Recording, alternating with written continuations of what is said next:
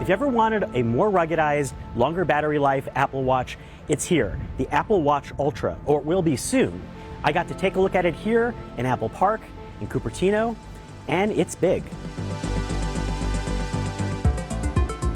I've wanted an Apple Watch with a longer battery life for a long time. It's here with a whole lot more in the Apple Watch Ultra. Now, the Ultra is not just about a longer battery life. The thing is a full-on ruggedized sports watch that's coming out in about 2 weeks. It's expensive. It's $800. Now, maybe that's not quite as expensive as some of Apple's Edition brand fashion watches before, but there is a lot of stuff being packed into here to maybe make that worthwhile for someone who could afford it.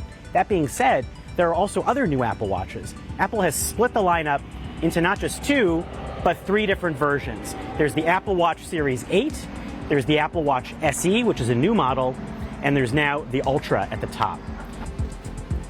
Some of the things that are on the Apple Watch Series 8 are also here. There's a lower power mode. There's also a temperature sensing, which I've tried on wearables like the Oura Ring that I've got on my finger.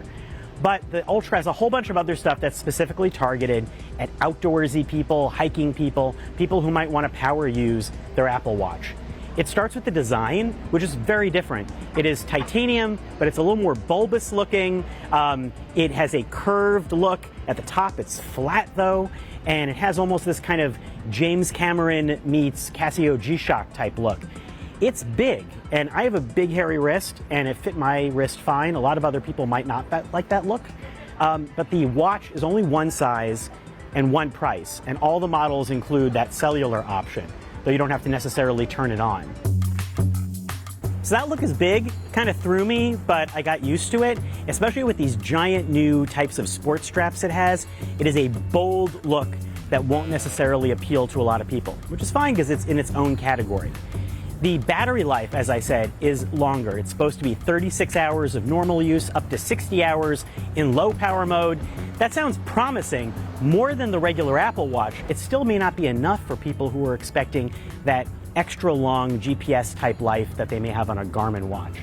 But GPS, speaking of outdoor stuff, is upgraded on this. The GPS is L1 and L5 frequencies, so it could be a lot more accurate for outdoors and GPS things. Apple has also updated the Compass app to add whole new modes to zoom out and give your perspective, to also be able to navigate and backtrack. And there is a button on the side, a new side button, that you can use to set waypoints. The Apple Watch before had one side button. Now there's another on the other side that's orange, and you can use that to program things like the compass or for aquatic things. And Apple says that it's also certified for scuba, so it does seem particularly oriented for doing things like underwater stuff. And if you use that side button, you can use the Apple Watch Ultra underwater in ways that you couldn't easily before with any other Apple Watch. That being said, I don't dive with Apple Watches, and I certainly haven't tried the Ultra yet. The display is brighter, 2000 nits, which again is meant to help in both outdoor use and things like underwater use. You can also enter night mode with a couple of new watch faces, and there's one particular new watch face that Apple has set up to be a super compass-laden type of a thing that you might want to use with the Ultra. There are 3 new straps that work with the Ultra. One is the Ocean strap, that is this bold rubberized strap that's meant to stay securely fit even on top of a wetsuit. I actually like the look. It's really bold, but it's a lot. There's also an Alpine loop that has little nylon notches that you can put a titanium clasp into to keep it locked into place. And there's kind of an evolution of the sport loop that's called the trail loop, that's more of an elasticized band that's very snug. They all look really nice. I mean, Apple has really nice straps. I don't know what the price configurations are necessarily yet. There are also new microphones on the Ultra that are meant to be more receptive and louder speakers.